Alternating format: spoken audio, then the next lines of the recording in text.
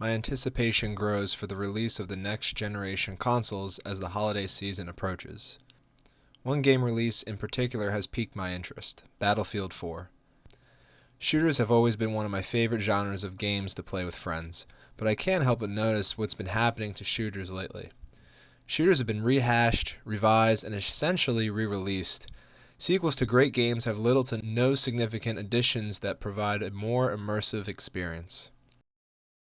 There are a lot of concepts that I thought of that would enhance any shooter. In this video, I'll take one of my favorite ideas and explain how it will expand upon any and all shooter games. An innovative reload system. In 1997, Rareware released GoldenEye. Every weapon in GoldenEye reloaded exactly the same. The weapon would disappear at the bottom of the frame. The stereotypical reload sound effect would occur and your weapon would appear from the bottom of the frame completely reloaded. This reload mechanic was identical for every weapon. The reload time, sound effect, and animation was all uniform. In 2000, Rareware stepped it up and introduced a new reload animation in Perfect Dark. Reloading in Perfect Dark prompted an animation that remained in the frame and was specific to each weapon's aesthetics. This dramatically improved the weapon experience of the game because it provided the player with a greater understanding of what they wielded. You felt more connected to what you were doing on screen. This reload animation remained unchanged and was adopted by many games to come. Halo in 2001, Call of Duty in 2003, and many more. These games improved upon the idea only slightly. The games considered time in their reload design. Pistols would reload the fastest to complement them as sidearms, while light machine guns would reload the slowest due to their giant magazine size. My favorite innovation to reloading in shooters didn't come until 6 years later with Gears of War. When a player reloaded in Gears, a line graph would pop up that represented the progress of the reload in real time. A designated area was placed somewhere along the line graph that was specific to each weapon. A skillful player could hasten their reload process by hitting the reload button again at the exact moment the two lines on the graph were aligned. However, this perk came with a price.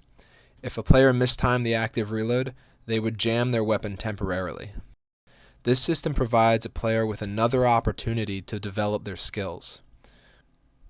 This should be the baseline, the foundation, for all shooter games to come.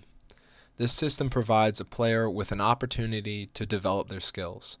Whether it's a cutscene for a story or plot, or a transitional animation for a scene, or an animation when reloading a weapon, video games should take every single opportunity to provide players with an interactive experience instead of using passive animations. Anyone who plays airsoft, paintball, or has any sort of imagination can understand that when you reload your weapon, you never maintain complete awareness of what's going on around you because you're reloading. When you reload in all these games, you maintain a rigid, stiff eye line of sight that is identical to the perspective you have when you're not reloading. This doesn't make any sense. When you reload your weapon in the real world, your line of sight is redirected to where your ammunition is mounted on your body. This would make reloading a much more significant event in a game because you're temporarily blind to what's around you. This not only provides new perspective and immersive gameplay, but it provides an opportunity for relevant customization. Customizing your soldier's appearance in Battlefield 3 was unsatisfying.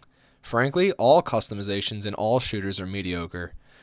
The changes one makes to their physical appearance fall short in satisfying players because it has no effect on how you perform during gameplay.